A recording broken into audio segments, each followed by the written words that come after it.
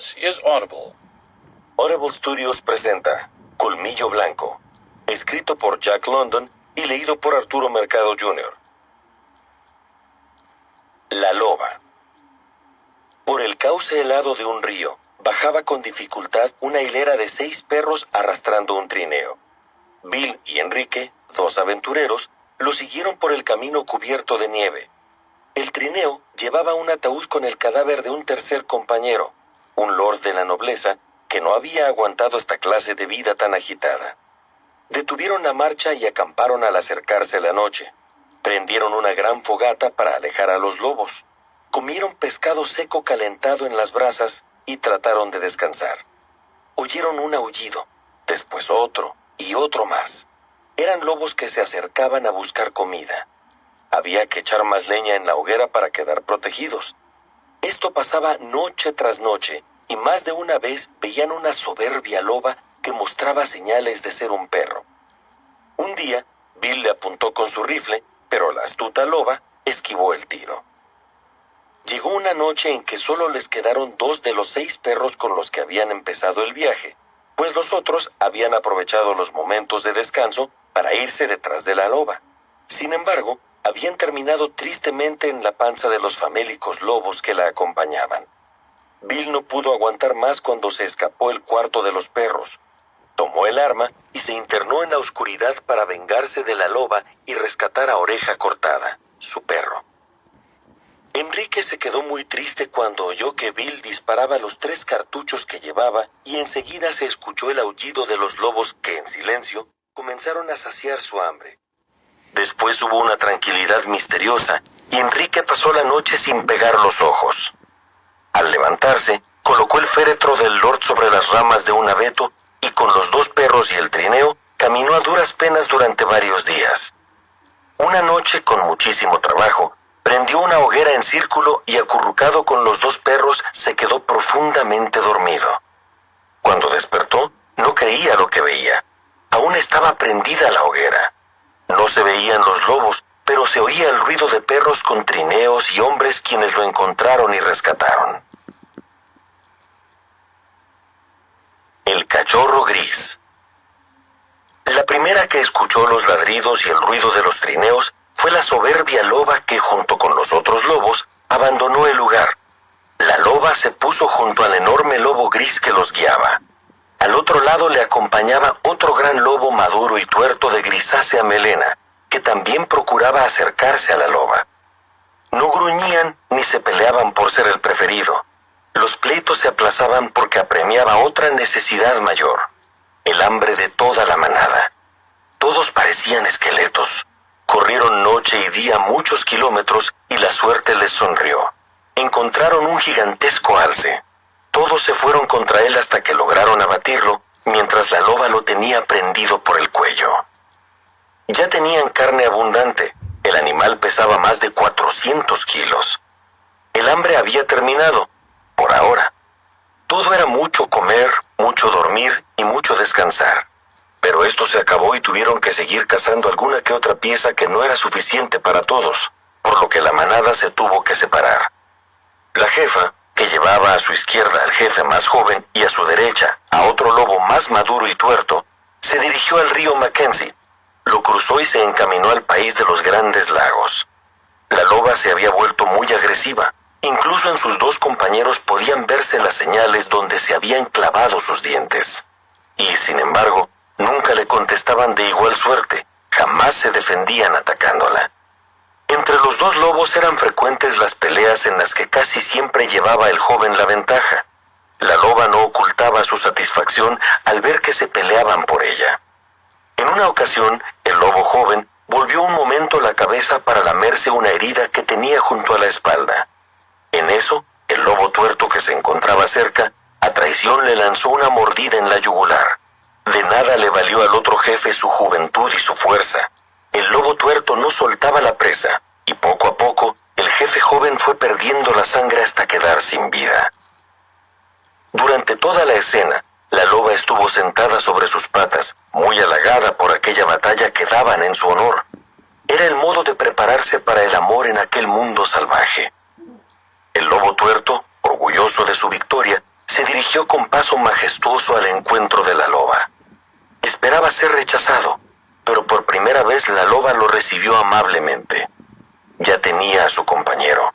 De ahí en adelante corrieron uno al lado del otro como muy buenos amigos, mejor dicho, como amorosos novios que han llegado a ponerse de acuerdo. Pasaron los días y las noches juntos cazando y compartiendo la comida. Después de algún tiempo, la loba comenzó a sentirse inquieta. Parecía andar en busca de algo, hasta que se detuvo frente a una cueva y penetró agachándose en la covachuela. Husmeó cada rincón. Dio repetidas vueltas sobre sí misma. Enroscó el cuerpo. Dobló las patas y se dejó caer con la cabeza en dirección a la luz de la entrada. El tuerto la observaba con atención. Trató de acercarse, pero la loba lo rechazó con un rugido. Y él decidió salir al aire libre donde la sensación de la primavera flotaba en el ambiente. Estuvo ausente unas 8 horas. Entró con recelo en la cueva. Del interior salían unos débiles sonidos que no producía su compañera. Trató de acercarse, pero la loba lo rechazó de nuevo. Alcanzó a ver 5 raros montecillos de carne llenos de vida. El tuerto se quedó sorprendido. Dejó a sus hijitos y salió a buscar alimento para llevárselo a la loba. El que más llamaba la atención entre todos los hermanitos era un cachorro gris, digno, representante del lobo de pura sangre, idéntico a la imagen del mismo tuerto, con la salvedad de que aquel era dueño de 2 ojos. Antes de abrirlos, ya conocía por medio del tacto, del gusto y del olfato a su madre que le prodigaba a su pequeño ternura, alimento y calor. Ella tenía una lengua aterciopelada que al lamer el tierno cuerpecito lo empujaba para que acurrucase su cuerpo muy cerca de ella hasta quedar profundamente dormido. El cachorrito gris descubrió que tenía una madre que con un duro golpecito sabía administrarle un ligero castigo, que también tenía una pata que aplastaba contra el suelo y lo hacía rodar con rápidos y bien calculados empujones. Así se dio cuenta de que había cosas que lastimaban. Aprendió a evitar ese daño no incurriendo en el peligro de recibirlo, y cuando ya estaba encima de él, supo evitarlo. Empezó a faltar comida y pasaron mucha hambre. Hasta la madre tuvo que salir a cazar. Un día se dio cuenta de que habían desaparecido todos sus hermanitos. Después ya no volvió a ver a su padre, el lobo tuerto. En adelante quedarían solos los dos, él y su madre, la loba. Conocía ya el hambre y empezaría a conocer el miedo que hacía que se alejara de la entrada de la cueva cuando trataba de salir. Pero un día se atrevió y lo hizo. Quedó deslumbrado por la luz y ante esa maravilla se olvidó del miedo y le entró la curiosidad. Estaba acostumbrado a lo llano de la cueva y sintió el dolor al salir rodando. Lloró, gimió y aprendió a asearse limpiando con la lengüita la arcilla que se le pegaba en su patita. Siguió caminando, caía, se levantaba y volvió a caerse hasta que encontró una cría de comadreja. Se preparaba a comérsela, pero de pronto sintió el zarpazo de la comadreja madre, con quien comenzó a luchar. Cuando se sentía derrotado, apareció su madre, la loba, que casi de inmediato mató al animal, al que luego se repartieron como merienda. El mundo hostil y difícil en que vivía este cachorro no le disgustaba, por el contrario. Cada año que cumplía se sentía más lleno de vitalidad, más feliz, más orgulloso de sí mismo y de su madre. El rastro de los dioses. En ese afán que tenía el cachorro de andar de acá para allá buscando algo nuevo, descubrió 5 cosas vivas que él nunca había visto antes. Hombres, pero ninguno le enseñó los dientes ni lo amenazó. No se movieron, sino que continuaron allí, silenciosos. Tampoco él se movió. Se sintió sobrecogido por un grandísimo y respetuoso temor ante lo desconocido, y se acurrucó paralizado por el temor que le infundían estos seres superiores, porque esto fue lo que le parecieron los hombres, unos verdaderos dioses. Uno de los indios se le acercó y dijo: «Mira qué blancos tiene los colmillos». Pero al tratar de agarrarlo, el lobo le clavó los dientes. La respuesta inmediata fue un vigoroso sopapo que lo tendió en el suelo sin ánimo de luchar. Todos empezaron a reírse, algo verdaderamente nuevo para él, y se quedó esperando a que apareciera su madre, feroz e indomable, a salvarlo. Y de repente De un salto, se presentó en el lugar la loba salvadora. Los indios se echaron hacia atrás temerosos. El cachorro respiró aliviado. La loba se quedó de pie, llena de furor y soberbia, desafiando a los hombres. En ese mismo instante, fue cuando resonó aquel grito lanzado por uno de los hombres. ¡Quiche! La exclamación sonaba con acento de sorpresa. El cachorro sintió que su madre perdía toda su fiereza al momento de oírlo. ¡Quiche! Volvió a gritar el hombre, pero ahora con voz dura y autoritaria. Y el lobezno vio cómo su madre, la loba altiva, la invencible, la intrépida, se agachaba hasta pisar el suelo con el vientre, gimoteando y moviendo la cola en señal de paz. El que había gritado se acercó a la loba, le puso la mano sobre la cabeza, le acarició las orejas y ella no hizo más que acercarse dócilmente. No es extraño, decía uno de los indios. El padre de Quiche era un lobo, aunque también es verdad que su madre era una perra. ¿No se acuerdan cómo tuvo mi hermano atada a Quiche en el bosque durante noches enteras en la época del celo? Por eso el padre de Quiche fue un lobo. Los colmillos de Quiche son blanquísimos, y por eso le llamaremos a su cachorro Colmillo Blanco, y será mi perro, dijo Castor Gris. Echó un lazo al cuello de Quiche y la ató al tronco de un pino, y allí se fue a acostar junto a ella Colmillo Blanco, quien no perdía un detalle de todo lo que estaba sucediendo. Al cabo de un rato, Colmillo Blanco oyó unos extraños ruidos cada vez más próximos. Eran más hombres, mujeres y niños, y además muchos perros que el cachorro veía por primera vez. Todos estos se echaron contra él y su madre. Se armó una terrible pelea. Sin embargo, los hombres a palos y pedradas obligaron a retroceder a los canes. Colmillo Blanco se dio cuenta de cómo los hombres los habían defendido.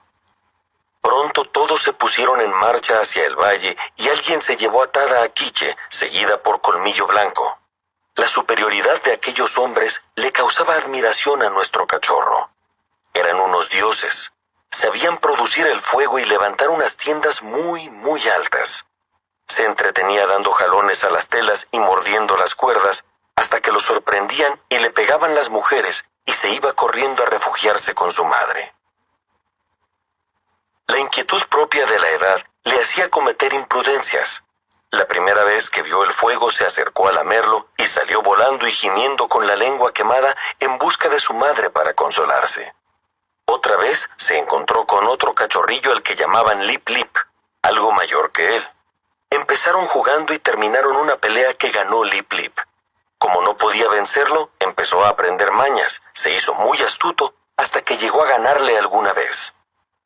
Aquí empezó a ser malo con los otros perritos, a los que les ganaba muchas veces porque le ayudaba a su mamá, la loba Quiche. Más adelante se hizo ladrón para obtener carne.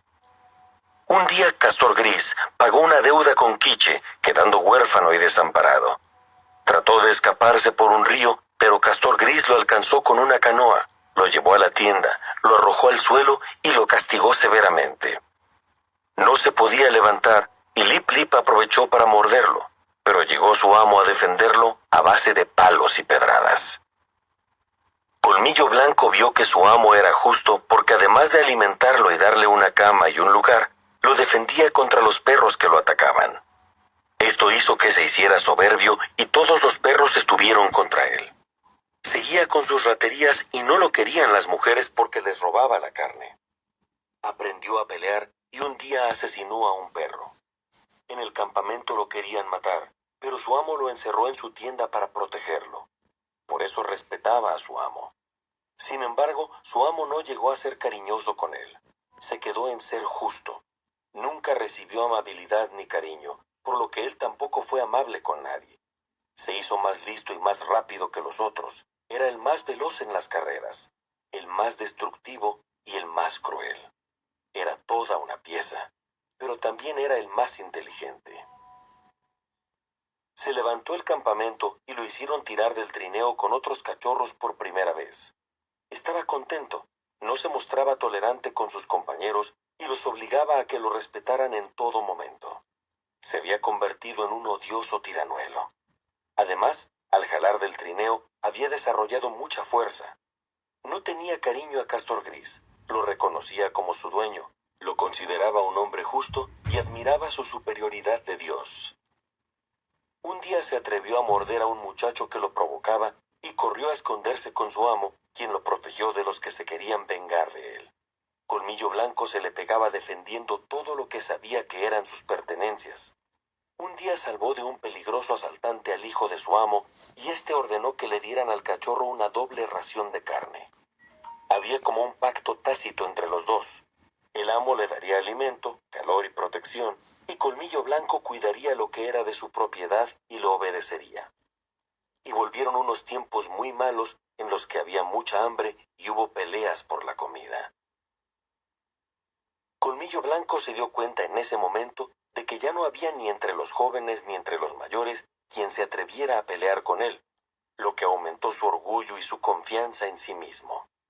Su actitud con los demás ya no parecía conciliadora. Los demás lo odiaban y respetaban. Era considerado como un igual incluso por los mayores y más fuertes. Pronto aprendieron que lo mejor era dejarlo solo y tranquilo. Solo así Colmillo Blanco no se metía con ellos. Les pagaba con la mayor indiferencia. Inesperadamente apareció por allí Quiche, su madre. Colmillo Blanco se dirigió hacia ella con alegría, pero la loba le dio una dolorosa dentellada, a lo que retrocedió desconcertado. Estaba ella cuidando una camada y él era un intruso, un extraño. En el invierno siguiente hubo otra vez hambre total. Colmillo Blanco se fue del campamento y con su fortaleza y experiencia pudo encontrar alguna pequeña presa para alimentarse. En una ocasión se encontró con una manada de lobos hambrientos que quisieron echarse sobre él, pero se les escapó. Empezaron a perseguirlo. Sin embargo, aquellos famélicos lobos no pudieron darle alcance al bien alimentado Colmillo Blanco. En una de sus correrías le llegó el olor a pescado. Venía de un campamento que afortunadamente era el suyo y se dirigió a su choza, donde fue bien recibido. Allí se quedó esperando a que llegara su amo, quien se encontraba de viaje. Un lobo maldito. En las marchas con el trineo, Colmillo Blanco era el primero de todos y se imaginaba que los demás perros iban detrás con ganas de alcanzarlo y vengarse de él. Eran de su misma raza, y empezó a acentuarse más el odio que ya le tenía a los demás. Llegó a ser maestro de lucha. Él sabía cómo desangrarlos clavándoles los dientes en la yugular. Llegó a ser como una máquina bien organizada para matar. Era un asesino consumado. Castor Gris, su amo, llevaba a Fuerte Yukon muchos fardos de pieles. Era la fiebre del oro y en varios viajes se hizo muy rico. Allí vio Colmillo Blanco al primer hombre de raza blanca. Entre ellos conoció al señor Smith, chaparro, de cabeza ruin, muy feo y de carácter feroz. Notó que se fijaba mucho en él cuando mataba a algún perro. El señor Smith se acercó a Castor Gris para que le vendiera su perro, pero éste le contestó que no estaba en venta.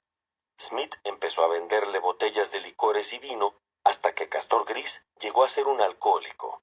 Poco a poco fue perdiendo su dinero y cuando se le acabó, cambió a Colmillo Blanco por botellas. Smith se llevó a Colmillo Blanco bien amarrado y azotándolo despiadadamente para hacerlo más bravo, poco después lo utilizó para peleas de perros con apuestas. Fue todo un éxito y en poco tiempo se hizo muy rico, ya que Colmillo Blanco vencía o mataba al perro que le echaran. Un día, un jugador de naipes se presentó con un perro que se llamaba Cherokee. Era bajo, pero muy grueso y fornido, y tenía una presencia muy retadora. Colmillo Blanco no se acobardó. Sacó todo el repertorio de mañas, su experiencia, su fortaleza. De nada le sirvieron. Su contrincante tuvo la suerte de clavarle los dientes y los colmillos muy cerca de la yugular y no le permitió a Colmillo Blanco desprenderse de él.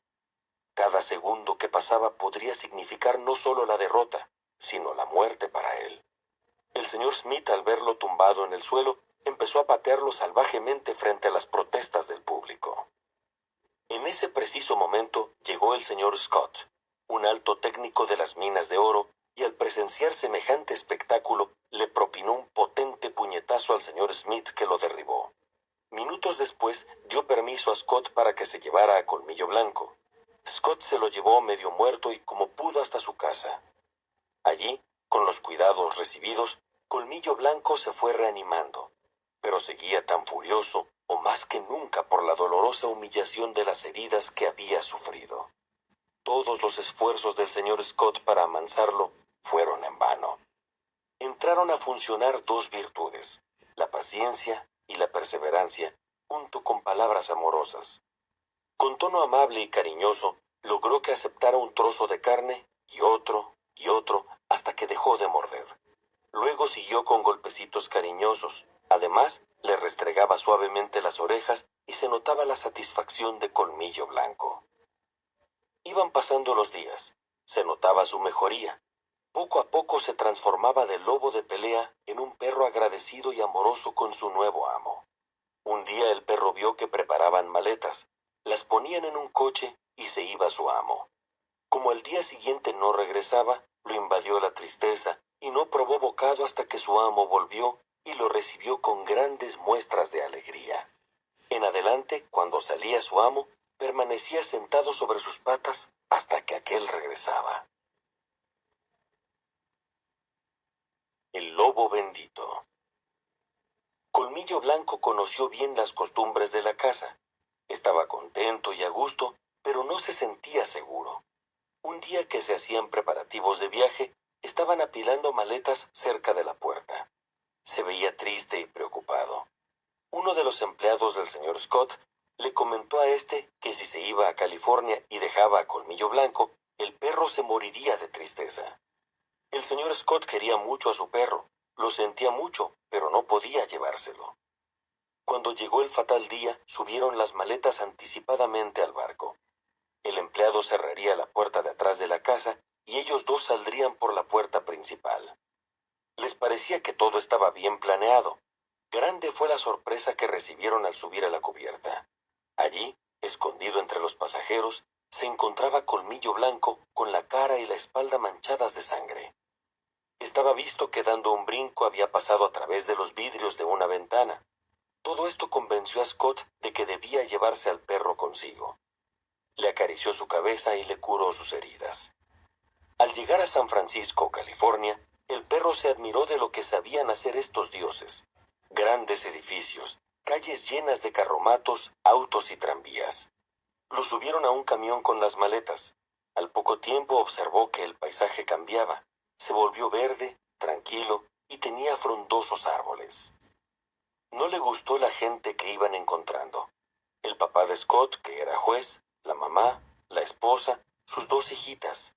Después entraron en la gran finca que de ahora en adelante sería su casa. Apareció en el camino una perrita, Collie, que empezó a ladrarle y hasta intentó morderlo. El perro consideró que estaba muy mal atacar a una perrita y trató de aguantarla. Poco a poco se fue habituando a su nueva vida y aprendió las costumbres de la casa. No se hizo amigo de los perros, pero les dio a entender que convenía que lo respetaran.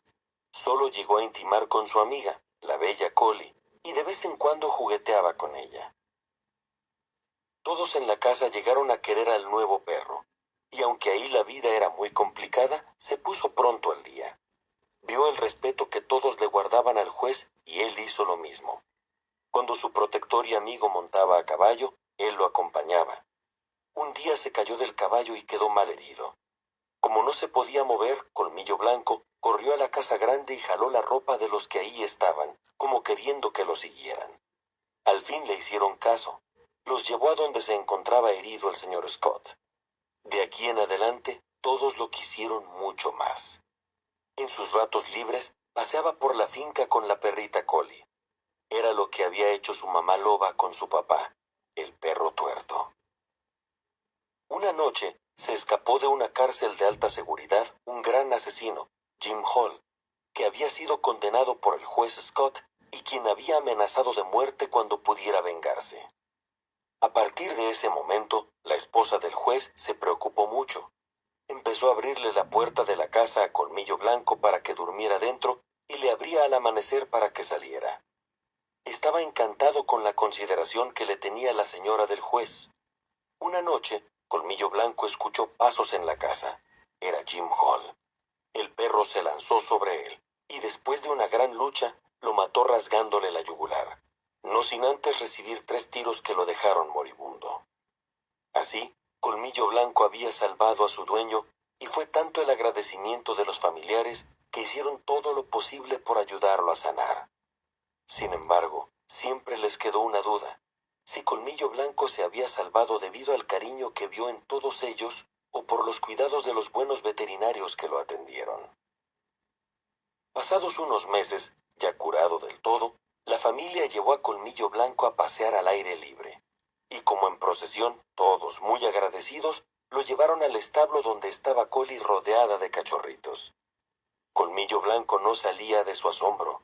Allí estaban sus hijos al lado de su mamá, quienes luego se le acercaron con pasos torpes, jugó con ellos y hasta permitió que todos se le treparan. Cerró los ojos y empezó a dormir con ellos, sintiéndose el perro más feliz del mundo.